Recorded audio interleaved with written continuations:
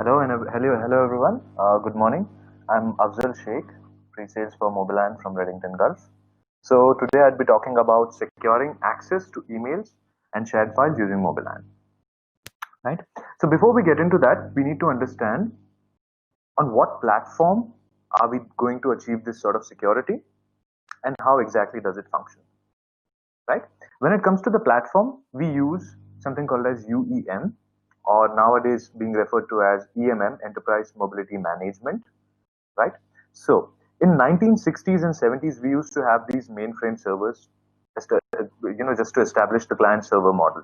Then later on, we moved on to the personal computers era, and there we shifted to internet era, right? Where we had those all sort of communications such as internet as well as intranet, right? And now that we are in the age of mobility, with a lot of frameworks in place, such as that of BYOD, Bring Your Own Device framework, which is being commonly implemented by most of the widely known organizations, just to make sure that the employees are getting flexibility as well as with right amount of security, right? So in the BYOD framework, the concern is that we offer flexibility and security, and both of them should be working in tandem with each other.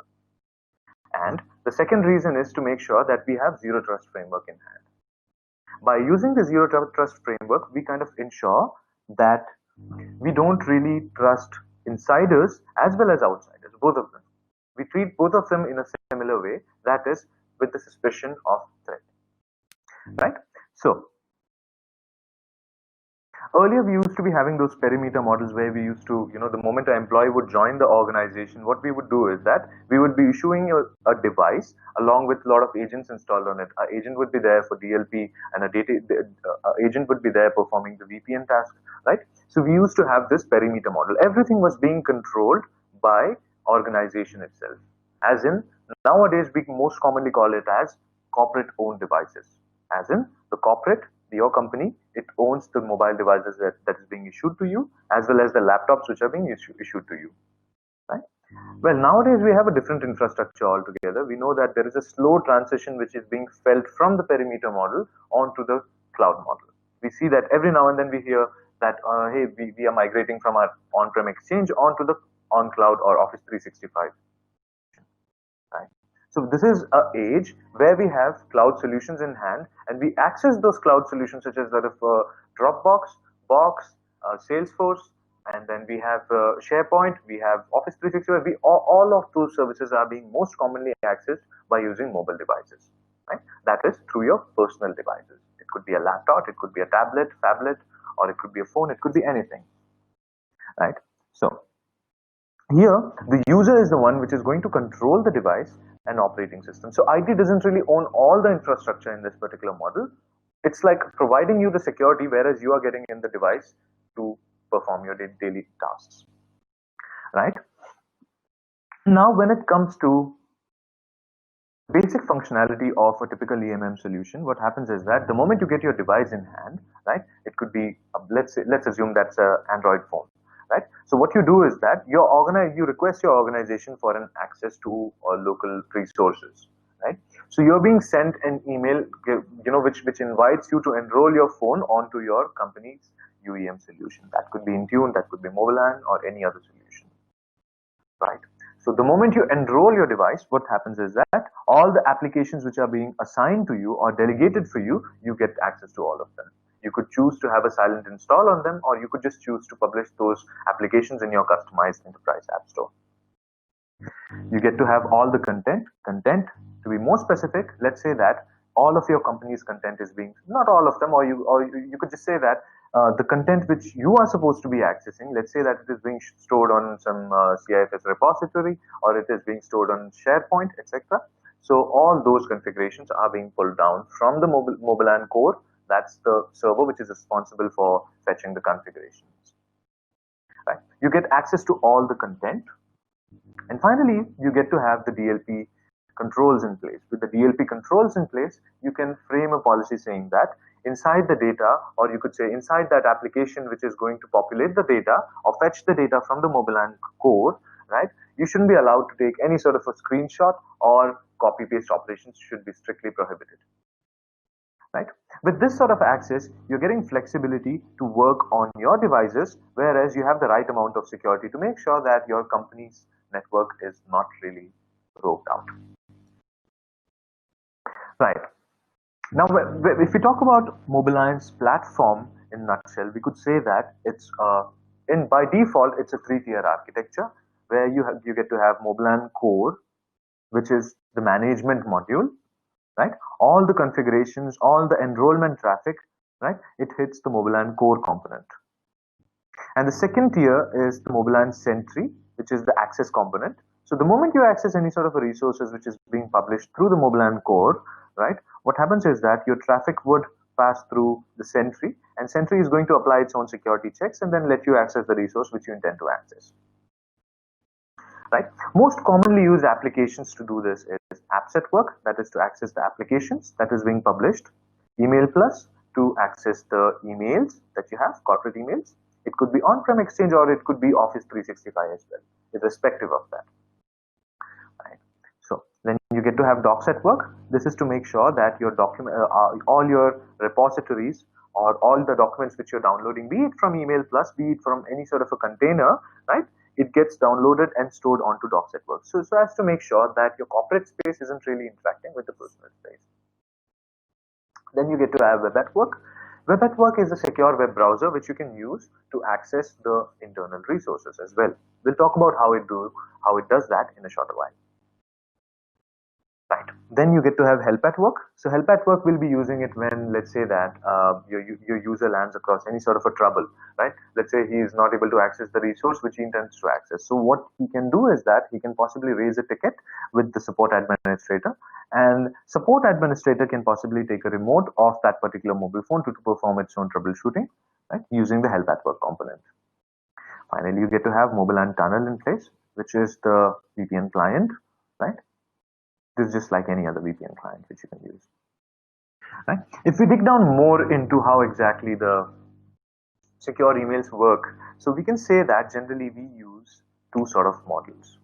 First model being App Connect model, and the second model being Android Enterprise, which is being viral these days. So most commonly when it comes to implementation these days, since the past 1 year, you could say Android Enterprise model is the one which is being used. So the main difference between Android App Connect model and Android Enterprise model is that Android App Connect model is nothing. It's just the application which is wrapped with MobileIron's wrapper. And the moment you wrap an application with MobileIron's wrapper, you get to enforce policies such as that of DLP plus App Tunnel.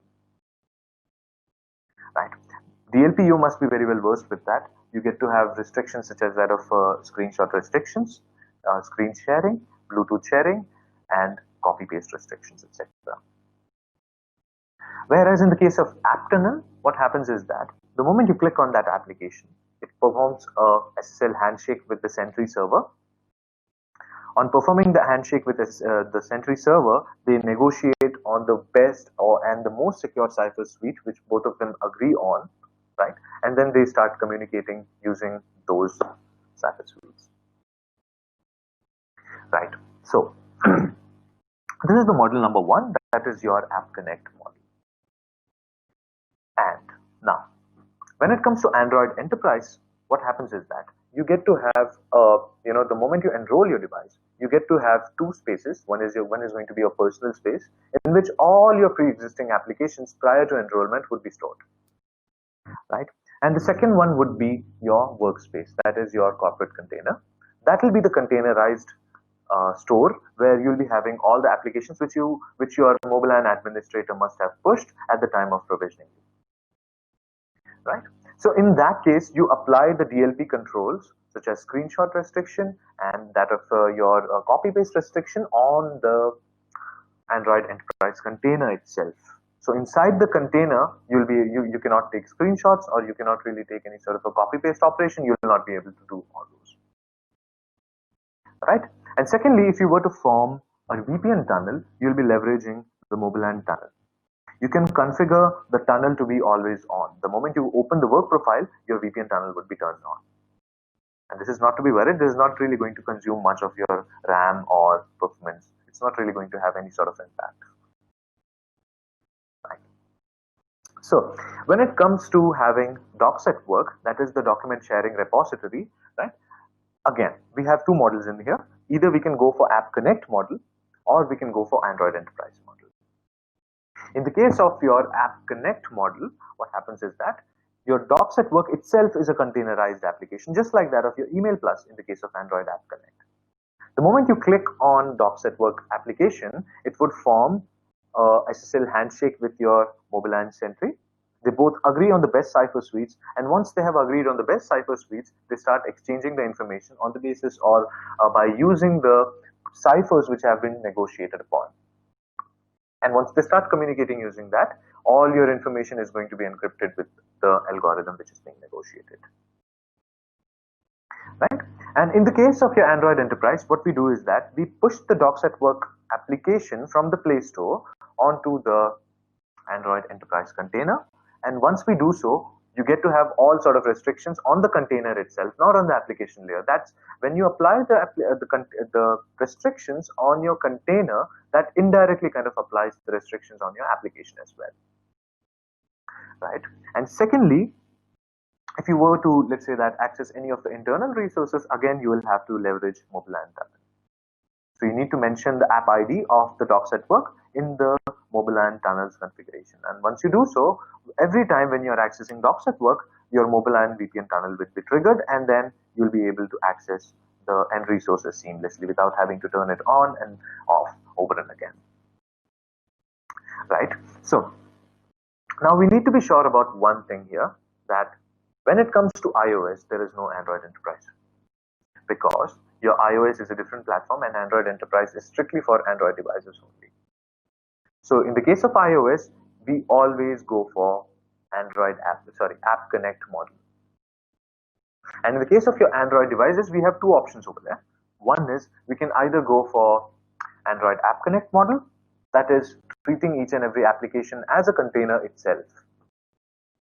And secondly, we can go for Android Enterprise, where you form a separate profile inside that of your mobile phone, right? That profile itself acts as a container. So generally, even if the application itself is acting as a container, or if you're forming the same a profile as a container, right? What happens is that you form a space inside of your mobile phone, right? And then certain chunk of your RAM, certain chunk of your memory gets allocated to each and every containerized application or your containerized work profile. So always your work profile or your containers will be operating independently of your personal workspace. Right? As in, let's say there is an interrupt flag is being raised by the microprocessor that is common to both of them, which is obviously very common, right? So let's say an interrupt is being raised. So the interrupt raised by the personal profiles would be totally different from the interrupt raised by the corporate profile or containerized application. Right? So in a nutshell, both of them would be acting independently of one another. Right? So as an example, let me take you to the core component.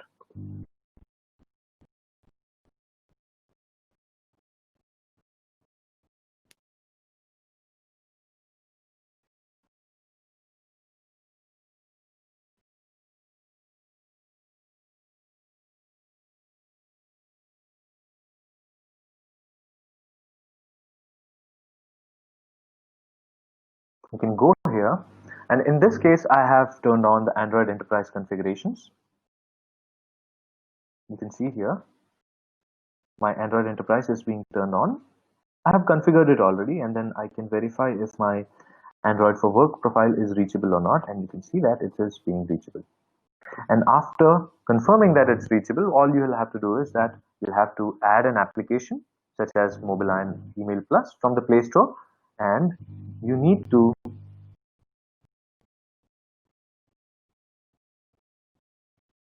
turn on install this for Android Enterprise. And once you do so, you can turn on all these features which are optional, as in silent install or blocker install, quarantine the app when the device is quarantined, and you can allocate the default configurations here. Automatically it will pass the email, the email which I'm using for the enrollment to Mobile at Work. It will be passed as the email field onto your MobileIron Email Plus application. And Exchange host is going to be outlook.office365.com. And let's say that if you're using on-prem, you can configure this to be, let's say, webmail.xxx.com. That XXX could be your company, right? And then you can mention the user ID along with the password. And you can choose to have, if you require SSL, if you want to trust all certificates. And here you can call your SCEP profile, which is used to confirm or to perform the authorization between your Sentry and your end devices, right? And then you can choose to export all contacts, allow logging, etc. All these are add-ons which you can add. And then all you need to do is save. And in the services section, you can access your Sentry. And then you can frame a rule saying that if there is any attachment which is being downloaded from my Android Email Plus, right, open that in secure email. You can choose to have attachment control feature here. And once you choose to have that, if we look at the experience over here,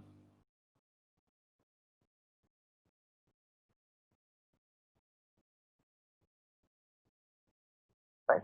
So this is the work profile that is being created. You can see that it is indicated separately using a separate folder called as work, right? And this is my personal profile, and this is my work profile.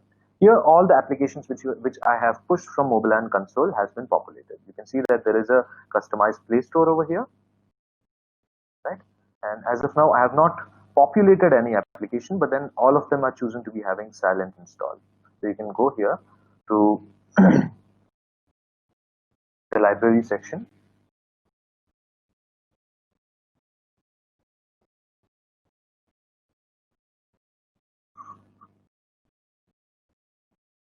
It's taking a little while, so I'll click on installed, and you can see that all the applications which we have installed from MobileIron Play Store are being listed out here, right?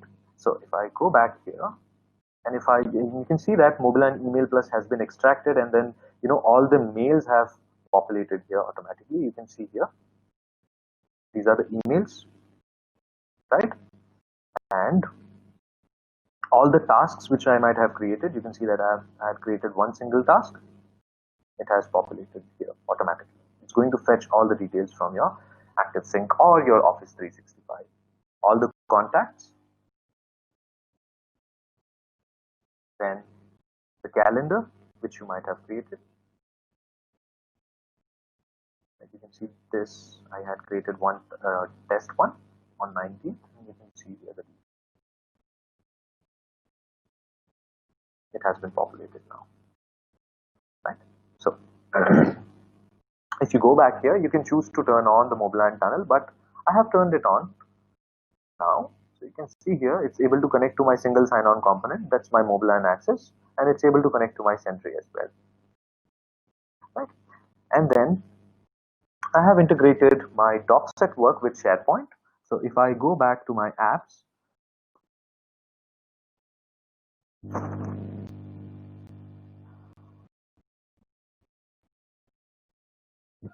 and I can point out my DocSet work.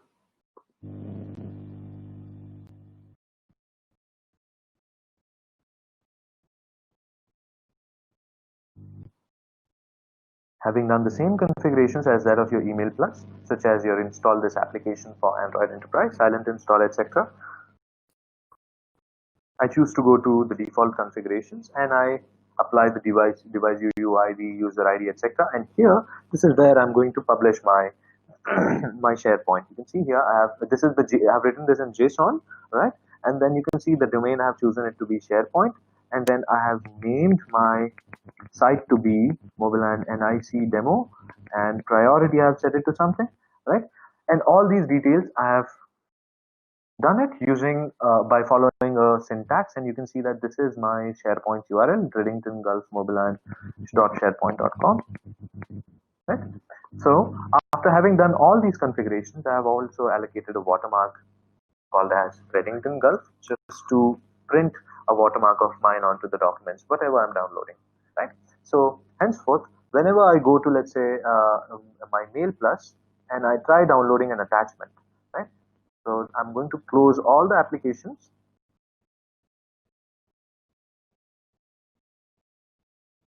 I close all the applications and I try downloading this attachment. And you can see here the docset work is not active as of now. So all I do is that I click on this document and you can see here automatically it's going to open in docset work. Right? And you can see the watermark here, Redington Gulf, which we have added. Right? And if I go to docset work here, you can choose to save it or not, that's up to you. And then you can see that the SharePoint site which I have pushed from the MobileIron console is being populated here, MobileIron NIC demo. I click on it, go to documents, and there is this e-ticket which I had pushed. So I can you can choose to download it or you can choose to share it. You can generate a link, that is up to you. You can just star it, that's up to you. So this is how you can make your docset work being integrated with your SharePoint repository, or else if you want you can just configure in such a way that every time you open an attachment from your email, it gets populated in the MobileIron docset work application, right? And then with this you'll be sure that your data is always staying inside the containers, as in it's not really interacting with any of your personal workspace, right? So that's how we generally do it. So any questions here? Now I'll be taking up questions. I'm done with my explanation for this one. If you have any questions, please feel free to ask.